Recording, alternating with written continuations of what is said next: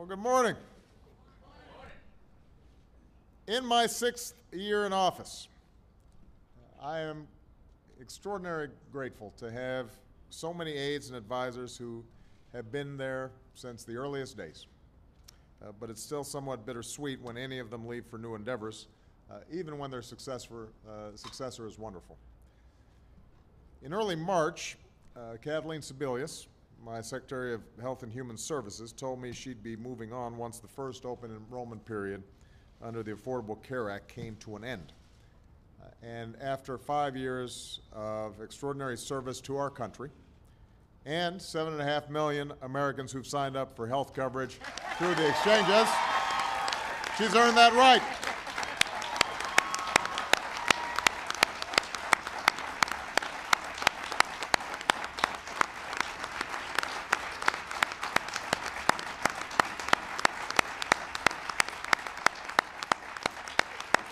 That's a good one.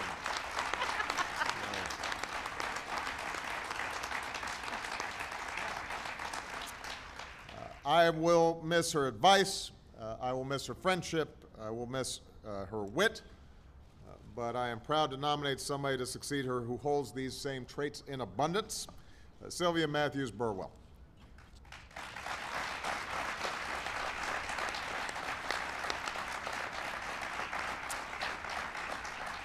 Now, just a couple things about Kathleen. When I nominated Kathleen more than 5 years ago, I'd gotten to know Kathleen when she was governor at Kansas and had shown extraordinary skills there, was a great advisor and supporter during my presidential campaign. And so I knew that she was up for what was a tough job. I mentioned to her that one of her many responsibilities at HHS would be to make sure our country is prepared for a pandemic flu outbreak. I didn't know at the time that that would literally be her first task. Nobody remembers that now, but it was. And it just gives you a sense of the sorts of daily challenges that Kathleen has handled, often without fanfare, often unacknowledged, but that have been critical to the health and welfare of the American people.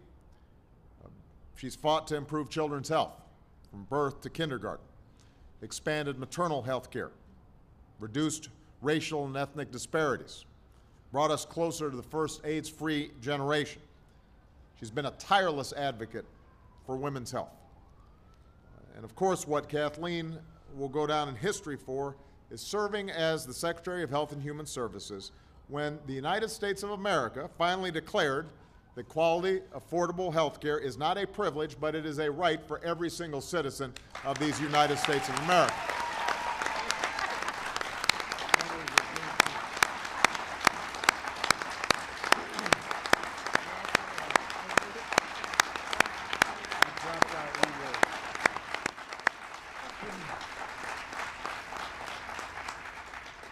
Kathleen has been here through the long fight to pass the Affordable Care Act.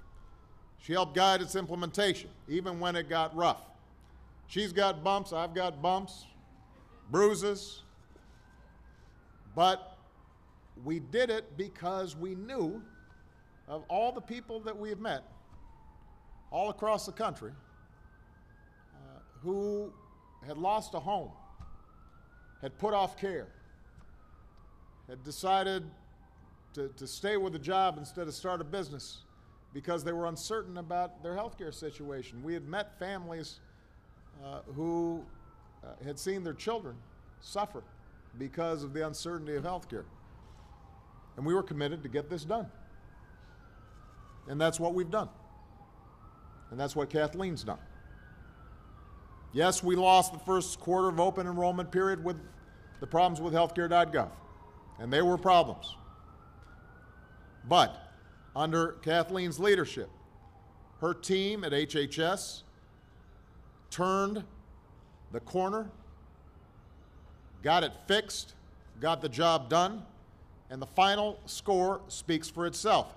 There are 7.5 million people across the country that have the security of health insurance, most of them for the very first time, and that's because of the woman standing next to me here today. And we are proud of her for that. That's a historic accomplishment.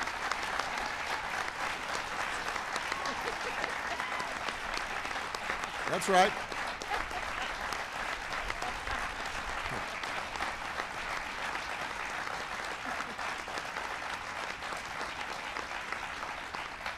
And by the way, in the meantime, alongside 7.5 million people being enrolled, healthcare costs under Kathleen's leadership are growing at their slowest rate in 50 years. I keep on reading folks saying, well, they're not doing anything about cost, except they're growing at the slowest rate in 50 years. What does that mean?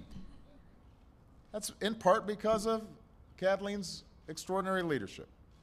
Health records are moving from dog-eared paper to high-tech systems. Kathleen partnered with the Department of Justice to aggressively pursue healthcare fraud and return billions of dollars, record sums, to the Medicare Trust Fund. So all told, Kathleen's work over the past 5 years will benefit our families and this country for decades to come. So we want to thank Kathleen's husband, Gary, the first due to Kansas. We got two outstanding sons, Ned and John, who've been willing to share their mom with us these past 5 years. And Kathleen, I know that your dad, who served as governor of Ohio, and who inspired you to pursue public service, and who passed away last year, would have been so proud of you today. So, Kathleen, we want to thank you once again for your service to our country.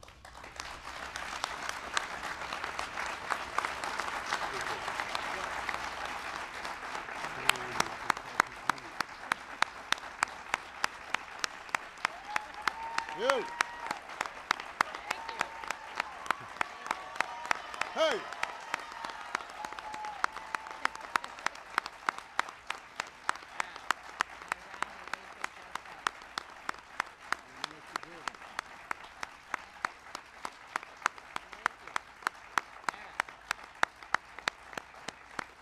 All right.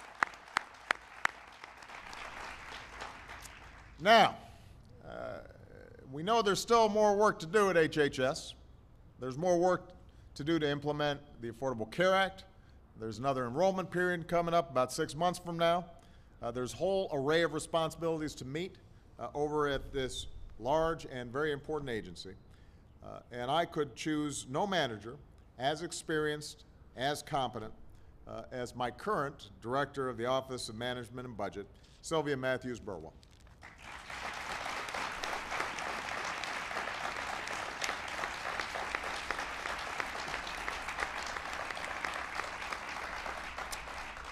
Now, Sylvia's from a small town, Hinton, West Virginia. So she brings the common sense that you see it in small towns. She brings the values of caring about your neighbor and ordinary folks to some of the biggest and most complex challenges of her time. She's a proven manager who's demonstrated her ability to field great teams, forge strong relationships, and deliver excellent results at the highest levels, and she's done it both in the public and private sectors. As COO and later president for global development of the Gates Foundation, Sylvia worked on the cutting edge of the world's most pressing health challenges. As the head of the Walmart Foundation and a member of the board at MetLife, she gained firsthand experience into how insurance markets work and how they can work better for businesses and families alike. Here, as my budget director at the White House, she's already delivered results. After all, in the years since she arrived, the deficit has plunged by more than $400 billion, I'm just saying. So that's happened during that time.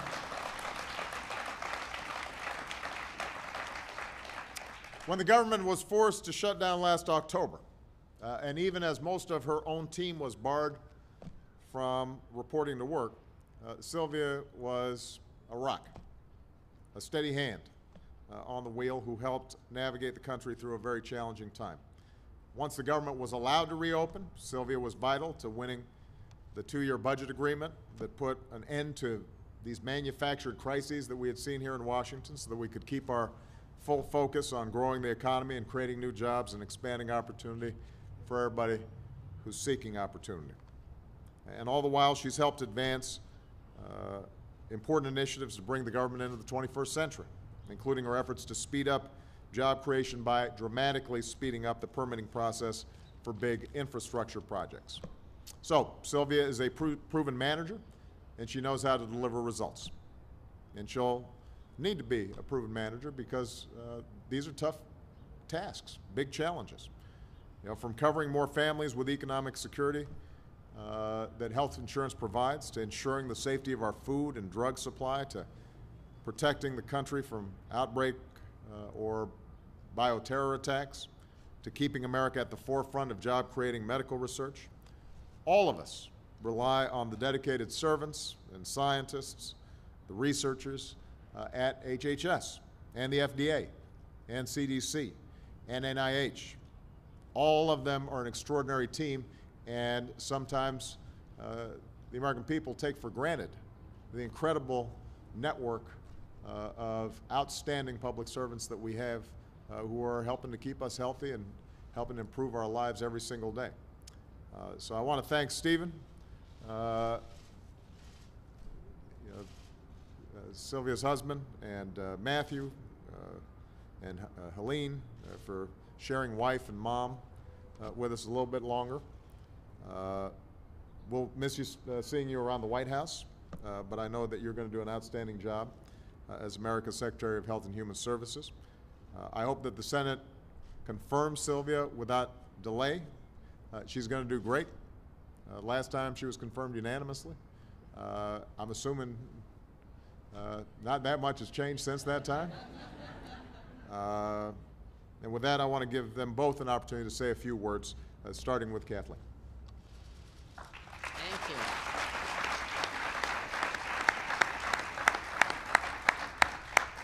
Well, I want to start by thanking you, Mr. President and Mr. Vice President, for giving me the opportunity of a lifetime to serve in this cabinet. I want to thank my HHS family, many of whom are here, at least the health leaders are here, for their incredible work, and my personal family, represented today by our older son, Ned, and my wonderful daughter-in-law, Lisa. My husband, Gary, is on the bench in Kansas today doing multiple hearings, which he does each and every day, and our younger son is in Ecuador, but they're with us in spirit.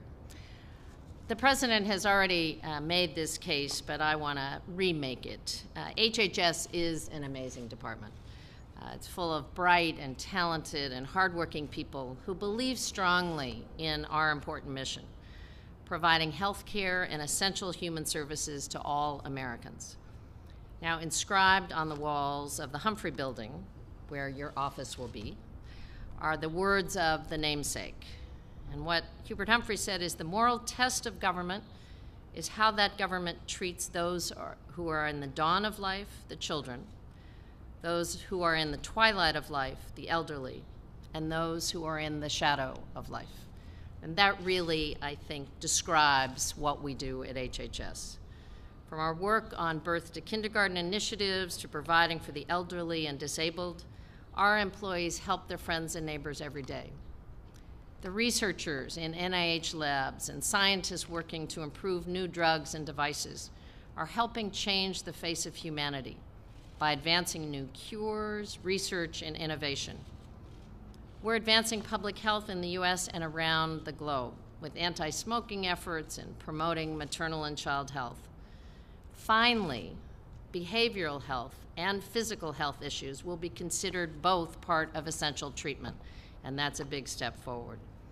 Our workers, as the President said, look out for a safe and secure food and drug supply in a global market. And our smart diplomacy, sharing health expertise and advances, win the hearts and minds of nations across the globe. We have done transformational work in tribal communities across this country. That will never be the same again. So at any point in our history, that mission would be highly rewarding and some of the most important work anybody could do. But I've had an additional amazing opportunity. No one has ever had this before.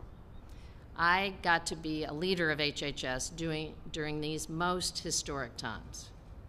We are on the front lines of a long overdue national change, fixing a broken health system. Now, this is the most meaningful work I've ever been a part of.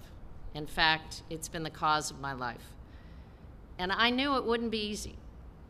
There's a reason that no earlier president was successful in passing health reform, despite decades of attempts. But throughout the legislative battles, the Supreme Court challenge, a contentious re-election, and years of votes to turn back the clock, we are making progress, tremendous progress. And critics and supporters alike are benefiting from this law. My professional work as a legislator, an insurance commissioner, and a governor have been tremendously helpful in navigating the policy and politics of this historic change. But at the end of the day, health is personal. It's personal to all of us. Family illnesses and personal health challenges touch us to our core. I've spent time as a daughter navigating care for ill parents. As a mother and now a grandmother, I've experienced and worried about prenatal care and healthy babies. We've had family health challenges, as all of us have, and finding the right care can be difficult, even with the best contacts and the right resources. So the personal reward for me at the end of the day are the folks who approach me, the strangers who approach me at a meeting or pass me a note on a plane or hand me a phone with someone on the other end saying thank you. Their stories are so heartening about finally feeling secure and knowing they can take care of themselves and their families. Unfortunately, a page is missing. So I'm just grateful for having had this wonderful opportunity. The president was in Austin yesterday at the LBJ Library commemorating 50 years in the civil rights efforts led by Lyndon Johnson. And 50 years ago, my father was part of that historic Congress. He served in the Congress with the passage of Medicare and Medicaid, with Head Start, and those programs are now in the agency I've had the honor to lead. It seems like a wonderful passing of the baton, and the Affordable Care Act is the most significant social change in this country in that 50-year period of time. So I am so grateful to have had this opportunity. I appreciate all of the effort and support. I thank my cabinet colleagues who are here on the front row. And not only are they here today on the front row, but they've been part of an all-hands-on-deck effort, making sure that 7.5 million people were able to sign up for affordable health care. So thank you, Mr. President. And what I know is that Sylvia, in the year I've had the opportunity to work with her, is a trusted and valued friend, a great partner. She will be a terrific leader for HHS. So I'll turn it over to Sylvia.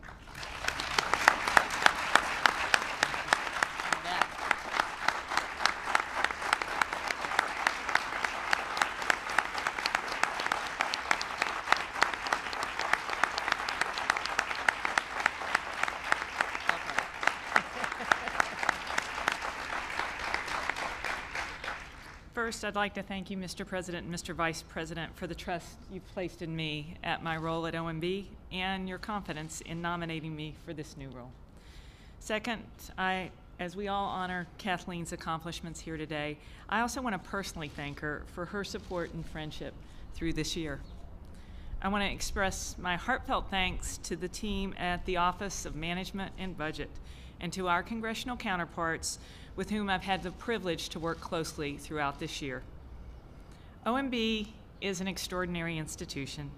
It's a credit to the professionalism and commitment of OMB's people that we've been able to meaningfully improve our nation's fiscal policy and government management over the past year. I also want to thank my family, especially my husband, Stephen. It's their support that allows me to serve. I'm humbled, honored, and excited by the opportunity to build on the achievements that Kathleen, the President, and so many others have put in place. If confirmed by the Senate, I look forward to carrying on the important work of ensuring that children, families, and seniors have the building blocks of healthy and productive lives, whether it's through implementing the Affordable Care Act, supporting affordable child care, or finding new frontiers to prevent and treat disease. Thank you, Mr. President.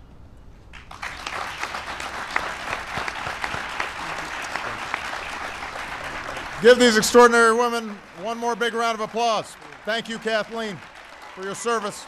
Thank you, Sylvia, for your great work.